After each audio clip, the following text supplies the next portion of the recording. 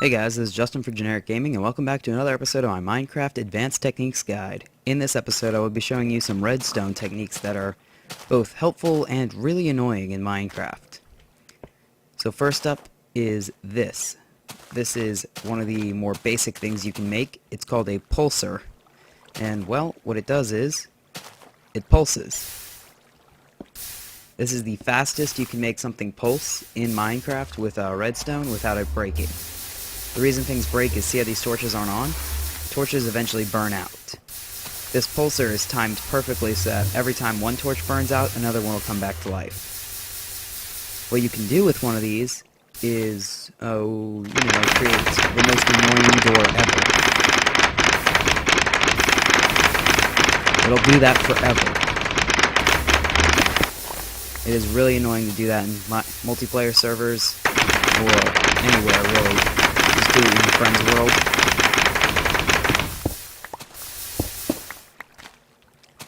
So yeah, that's the first thing you can build. Now these have a lot of uses. You could use them, say, here. This is a pulsar, and I'm linking it underground to a door. This is what they would see from above, and they'd have no idea why the door is doing that. The door is just going crazy. You can do that at the entrance of somebody's house, a mine, anywhere you want to do it. Pulsars can also be linked up to things such as note blocks, and they will constantly make that note.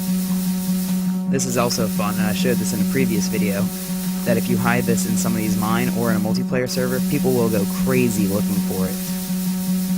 It'll just play this note over and over and over. You can change it by right-clicking, obviously.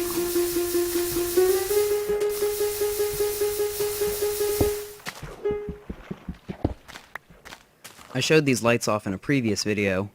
These are my minecart kind of cool track lights, but I'm going to explain how they work now. There's two switches. This one will turn all the lights on and keep them on. And if that switch is off, this switch will control whether or not they pulse. This is all off, and that's pulsing. This whole system is controlled, or is started by a 5 clock. That's what this is called. It just keeps the redstone going in a circle and constantly turns this output on and off. This 5 clock is connected to a NOT gate, which only turns on if neither of these inputs are on. That's why this switch right here, when I turn it on, it goes to this redstone, which transfers it up a block and up to here. And since this switch is always on, none of this will ever pulse. If I turn that switch off, you can see up here that this will pulse along with this and opposite. So when that's on, this is off.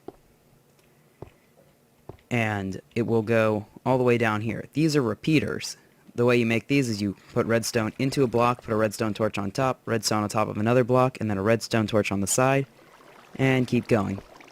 You repeat this all the way down, and each time a repeater's hit, there's a little bit of a delay, which makes it so that it pulses on and off and keeps going down. Each one of these is just wired out the side to a redstone torch down there. The final effect is pretty cool, in my opinion. And yes, that is diamond that I don't really feel like mining. I don't need it. And this is the final effect. You can see when I switch this switch, it turns them all on. This redstone goes up a block there. That block is connected right here, and it constantly has this on, so it doesn't matter what this torch is doing, it'll always be on. Always on. Switch it off, and then they'll be controlled like they were before. If you didn't already know, this stuff that I'm putting down, redstone dust, comes from these blocks right here. They take a little while to mine, but they drop a few redstone dust for each one you mine out. Now, redstone can be used to control minecart tracks like this. I have this, unfortunately I'm at the bottom of the world, so it is very, very tough to run redstone cleanly. But if you flip this switch here, you'll notice this track switches over there. See? Now it's right. Now it's left. This allows me to either go and loop back around and turn around on the minecart, or if I hit it, it'll send me off this way and back up to the surface out the second exit. The way this is wired is in this wall behind this switch, there's redstone, and it's just lined up from behind that switch down in a big spiral all the way out here, and it's just lined across the ground, underground, and then right here there is a block, and on the other side of this block is a single redstone torch like this. On the other side of that, the redstone torch is like this, which powers the block above it, like that. And then you see the redstone on top is affected by that. So if I turn the switch off, this would go off. It's not connected, but that's how it works.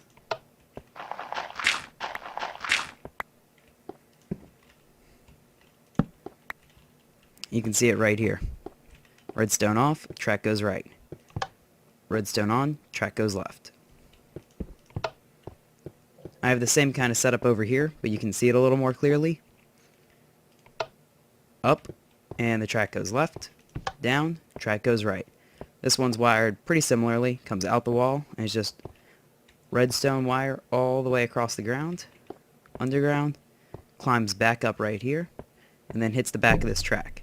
This one's simpler though, in that there is actually no redstone torches used, it's just straight wires. Another use for redstone is in combination with note blocks, you can use it to make music. Listen closely.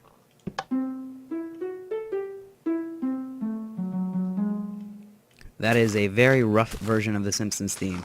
This is basically my doorbell. I hit it, I walk in, and then the Simpsons theme plays.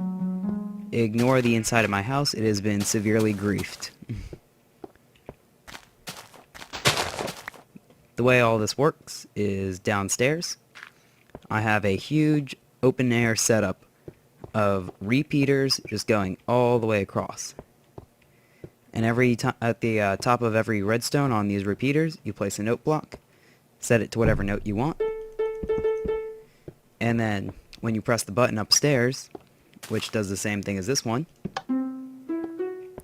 you can see it run across all these repeaters. For example, this plays the Simpsons theme.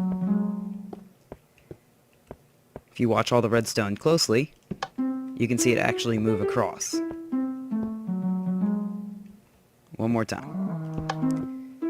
See how the torches turn on and off? That's them playing the notes. You can clearly do a much better job than I've done, and there are people that have. In fact, I'll link one of them that's my favorite. But this is as clear as I could figure it out on my own, and didn't take me much time. Also, I haven't explained this yet. These are super simple, not even really redstone, it's just wiring. This is a plate, or pressure plate. When you step on it, it turns on. When you step off, it turns off. Provides power to all the blocks around it. And when a door gets power, it opens or closes. So when I step on, the door opens. It allows me to walk out without having to open the door. And it allows me to not have to close the door behind me, because it does it automatically. You can make those plates easily by, I'm not even sure at this point, actually. Oh, there you go. 2 blocks. Pressure plate. That one's wooden. You can also do it from stone. Wood ones will be hit by anything, including items or animals. The stone ones will only be activated by you. Another cool thing you can do with redstone is create a hidden room. Right here, it just looks like a wall of paintings. I'm just appreciating art. But in reality, if you flip this hidden switch over here,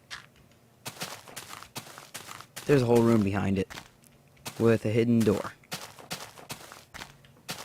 Flip the switch back, door locks, no one's the wiser, no one can get through.